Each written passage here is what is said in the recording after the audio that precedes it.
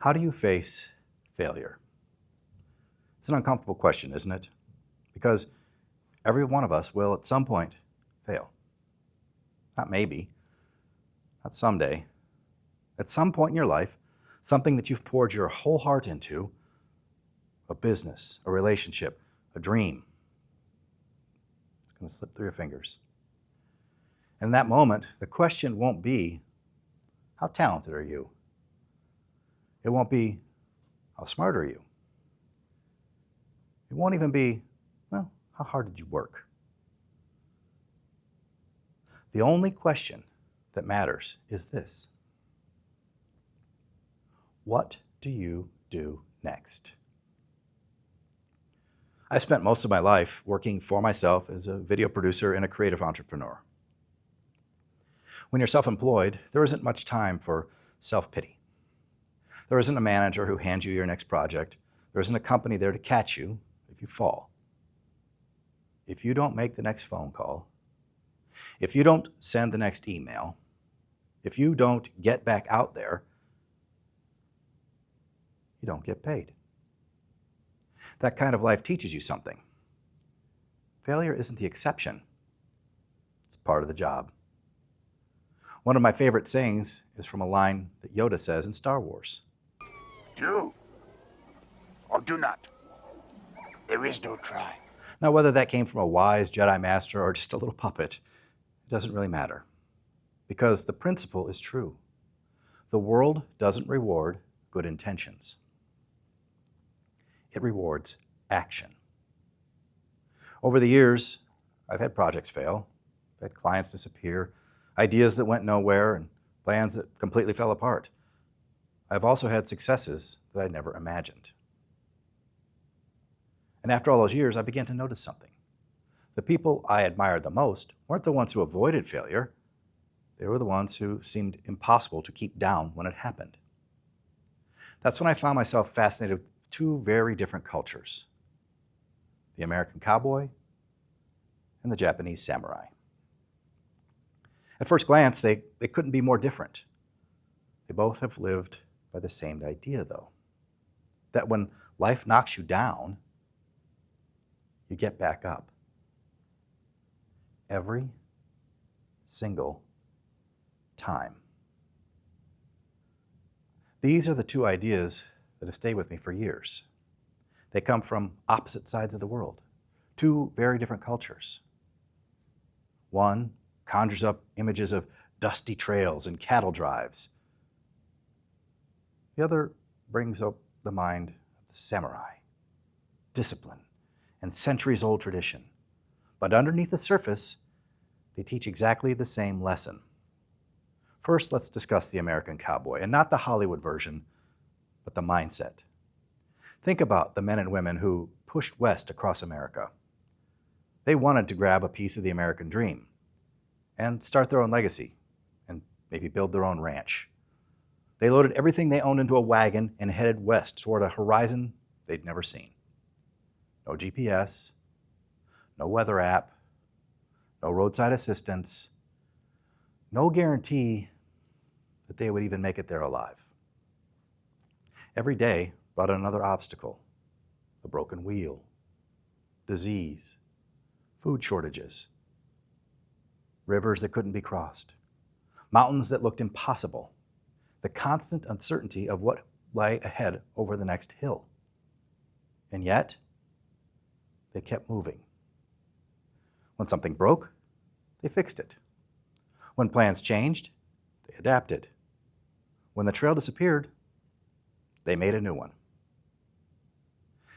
They understood something that we've forgotten in our modern world. Forward isn't a feeling, it's a decision. They didn't wake up every morning feeling motivated. They woke up because they had to. Because standing still wasn't going to get them where they wanted to go. Years later, I came across a Japanese proverb that really struck me. Nanakorobi Yaoki. I hope I pronounced that right. It translates to, fall down 7 times, stand up 8. I love that saying because it doesn't pretend that life is fair. It doesn't promise that if you're a good person, bad things won't happen. It assumes you are going to get knocked down again and again and again. The victory isn't in avoiding the fall. The victory is deciding the fall isn't the end of your story. When I realized it, it struck me that those two cultures, separated by thousands of miles, speaking different languages, living completely different lives, had somehow arrived to the same conclusion. The cowboy said, "Dig in your heels." The Japanese said, "Stand up 8." Different words, but the same truth. Resilience isn't something you're born with, it's something you practice. Every setback is another repetition. Every disappointment is another chance to build that muscle. And eventually, you stop asking, "Why did this happen to me?" Instead, you start asking, "What's my next move?" I didn't know it at the time, but life was about to give me the biggest opportunity I've ever had to put that philosophy to the test. Something happened that I honestly never expected. After more than 12 years of building my own video production business, I got a phone call. I'd been offered a position as a video producer at NASA. Now, I don't know if everyone has a dream job, but I did. And somehow, against all odds, I got it. For years, I'd built my career one client at a time. If you work for yourself, you know what that's like. Every month starts at 0. Every project has to be earned. Every invoice matters. I love the freedom that came with running my own business, but that also brought a weight with it. That constant question sitting there at the back of your mind. Where's my next project coming from? Then, almost overnight, that weight disappeared. For the first time in a long time, I had a place to create. Every morning, I walked into a place where history wasn't sitting behind glass like at a museum, it was being made. I worked alongside engineers solving problems that most of us can't even imagine, with scientists pushing the boundaries of what we know, people whose work would one day leave the planet. I filmed astronauts. I stood beside rockets that would go around the moon. I walked through facilities like the world's largest vacuum chamber, places I'd only ever seen in documentaries. Every day, I found myself thinking, I can't believe this is my job. It felt like everything I had done before had led me to that moment. Every freelance project, every long night editing, every risk I'd ever taken, every setback I'd pushed through, it all finally made sense. I had arrived. Or at least, I thought I had. Because after 6 awesome years, on a Tuesday evening, around 6 o'clock, my phone rang. It wasn't dramatic. There was no warning, just one phone call.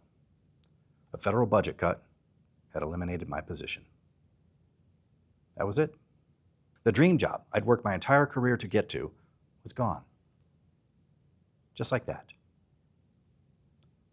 It's amazing how quickly life can change. How one conversation can divide your life into before and after. I wish I could tell you that I handled it perfectly. I didn't. I sat there trying to process what had just happened. I cried. Not because I was embarrassed, not because I was angry. I cried because I loved that job. I loved the people. I loved the mission.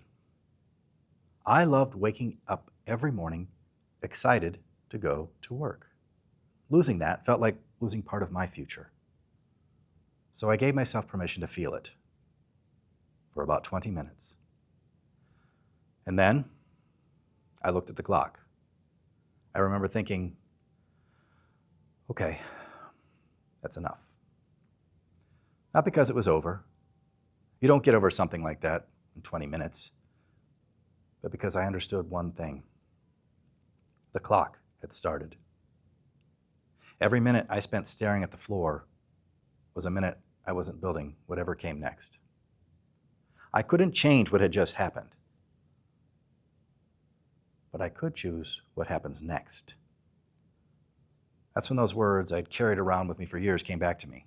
The cowboy. Dig in your heels, old son. Cowboy up. The Japanese proverb, Nanakorobi Yaoki. Fall down 7 times. Stand up 8. So I stood up. I didn't have a complete plan. I don't know exactly how long it was going to take me to replace my income. I didn't know what my next year would look like. But I knew one thing. The next chapter was not going to write itself. If I wanted another chance, I was going to have to build it. Standing back up sounds inspiring until you actually have to do it.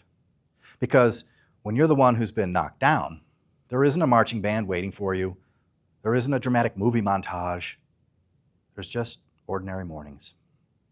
A cup of coffee, a notebook, and a decision. What do I do today? I didn't have some grand master plan. I had the next phone call, the next email, the next meeting. That's all rebuilding really is. One small decision at a time. One of the first opportunities came from a friend from Leadership Akron. He called me up and he said, "Hey, Todd, we've got a video project for our annual awards event. Could you help us out?" Absolutely. It wasn't the biggest project I'd ever worked on, but that wasn't the point.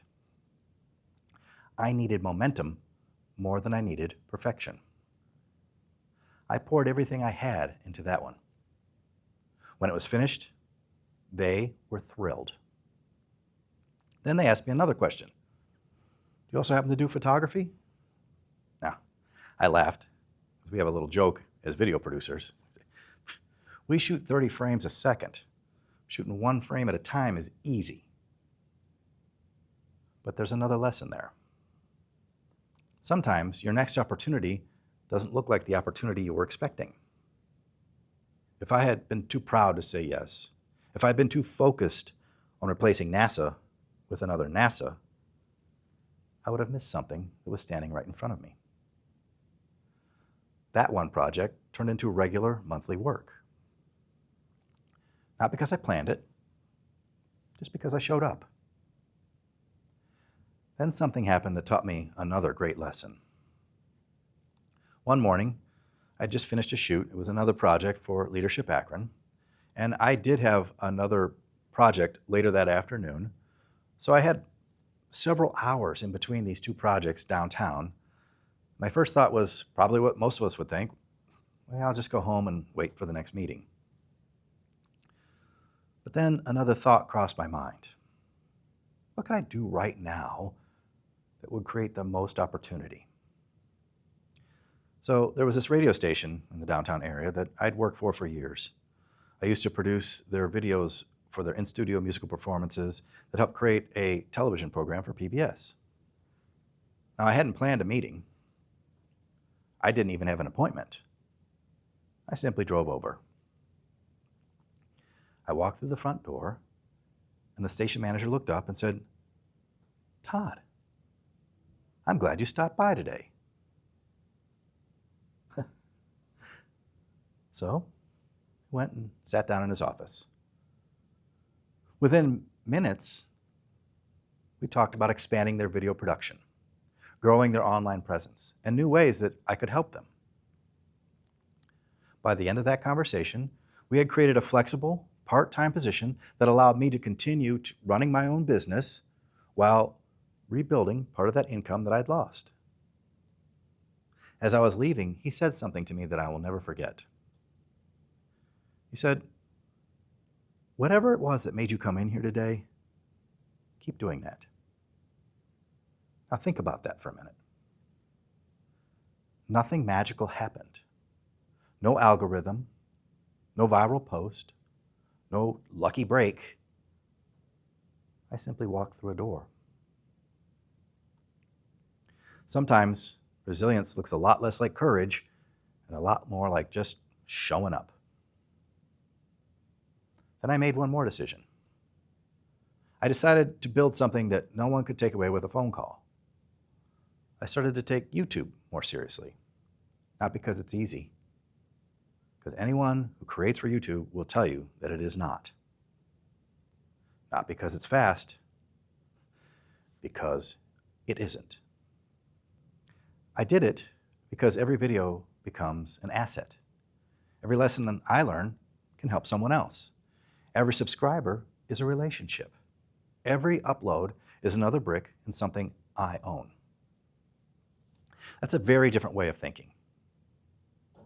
I wasn't trying to replace a job. I was starting to build a life that doesn't require just one job. And that changed everything. Today, my work comes from several different places. Leadership Akron, the radio station, my commercial clients, photography, maybe even speaking, YouTube. And here's the beautiful part. If one of those disappears tomorrow, I will be disappointed. But I won't be devastated, because I finally learned something I wish I'd understood years ago. Real security isn't finding the perfect job. Real security is becoming the kind of person who knows how to build the next one. So, how do you face failure? It's the same question I asked at the beginning of this talk. Only now, maybe it feels a little different, because failure isn't really the story. The story is what comes after it. For years, I thought security meant finding the perfect job. I thought if I'd worked hard enough, if I built the right resume, if I had finally landed that dream position, then I'd made it. NASA taught me something I never expected. Not while I was working there, but the day I lost it. It taught me that no matter how incredible my job might be, no matter how stable it might appear, there's always forces beyond our control. Budgets change. Companies reorganize. Economies shift. Life happens. We can't control those things. But we can control how prepared we are when it happens. Today, my life looks a lot different than it did a year ago. I'm still producing videos. I'm still telling stories. I'm still creating. But I'm doing it through multiple paths, not just one. A new structure I never would have imagined had I stayed where I was. Ironically, losing my dream job forced me to build a better life. Not because losing it was good. I would never tell you that. It hurt. It still hurts. But sometimes the worst thing that happens becomes the reason we build something stronger. That doesn't happen automatically. It happens because we choose to stand back up again. That's the lesson I hope you remember. Not my story, but your own. Because someday, and I truly hope it is a long time from now, you're going to get your own phone call. And it may not be from your employer. It might come from a doctor, a business partner, even a loved one. Life has a way of changing our plans when you least expect it. And when that day comes, I hope you remember the two ideas from opposite sides of the world. The American cowboy, who dug in his heels, faced the storm, and kept riding. And a simple Japanese proverb, Nanakorobi Yaoki. Fall down 7 times, stand up 8. Not because standing up is easy. Not because you're certain you'll succeed. Not because the path ahead is clear. You stand up because that's what resilient people do. One step, one phone call, one opportunity, one more time. Because success doesn't belong to the people who never fall. It belongs to the people who refuse to stay there.